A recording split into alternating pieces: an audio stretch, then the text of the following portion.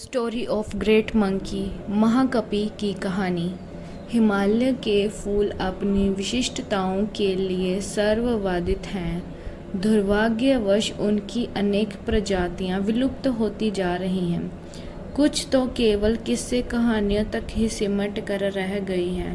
ये कहानी उस समय की है जब हिमालय का एक अनूठा पेड़ अपने फलीय वैशिष्ट्य के साथ एक निर्जन पहाड़ी नदी के तीर पर स्थित था।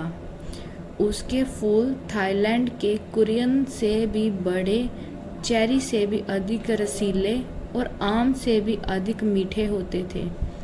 उनकी आकृति और सुगंध भी मन को मोह लेने वाली थी।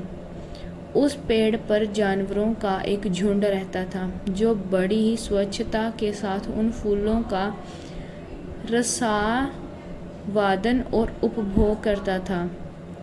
उन वानरों का एक राजा भी था जो अन्य वानरों की तुलना कई गुना ज़्यादा बड़ा, बलवान, गुणवान, प्रज्ञावान और शीलवान था। इसलिए वह महाकपि के नाम से जाना जाता था। अपनी दूरदृष्टि उसने समस्त जानवरों को सचेत कर रखा था कि उस वृक्ष का कोई भी फल उन टहनियों पर ना छोड़ा जाए जिनके नीचे नदी बहती हो।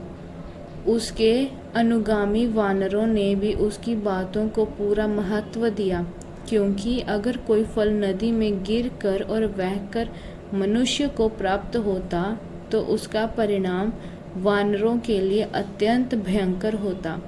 एक दिन दुर्भाग्यवश उस पेड़ का एक फल पत्तों के बीचों बीच पक कर टहनी से टूट बहती हुई उस नदी की धारा में प्रभावित हो गया।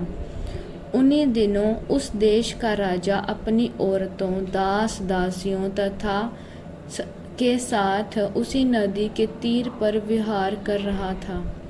वह प्रभावित फल आकर वहीं रुक गया।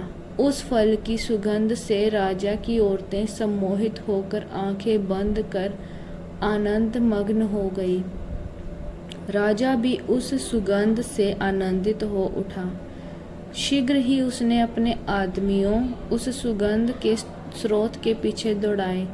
राजा के आदमी तत्काल उस फल को नदी के तीर पर प्राप्त कर पल भर में राजा के सम्मुख ले आए। फल का परीक्षण कराया गया तो पता चला कि वह एक विषहीन फल था। राजा ने जब उस फल का रसावादन किया तो उसके हृदय में वैसे फलों तथा उसके वृक्ष को प्राप्त करने की तीव्र लालसा जागी।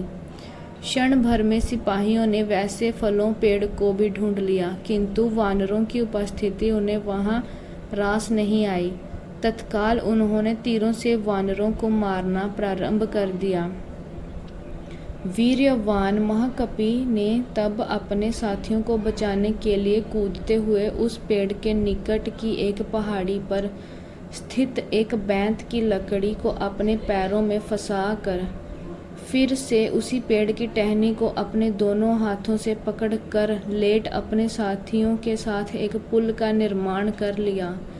फिर उसने चिल्लाकर अपने साथियों को अपने ऊपर चढ़कर बैंतों वाली पहाड़ी पर कूदकर भाग जाने की आज्ञा दी। इस प्रकार महाकपि की बुद्धि कौशल से सारे जानवर दूसरी पहाड़ी पर कूदकर भाग गए।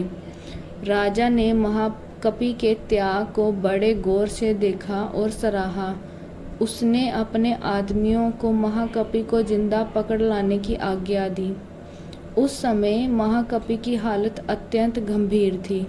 सारे वानरों द्वारा कुचल जाने के कारण उसका सारा शरीर विदीर्ण हो उठा था।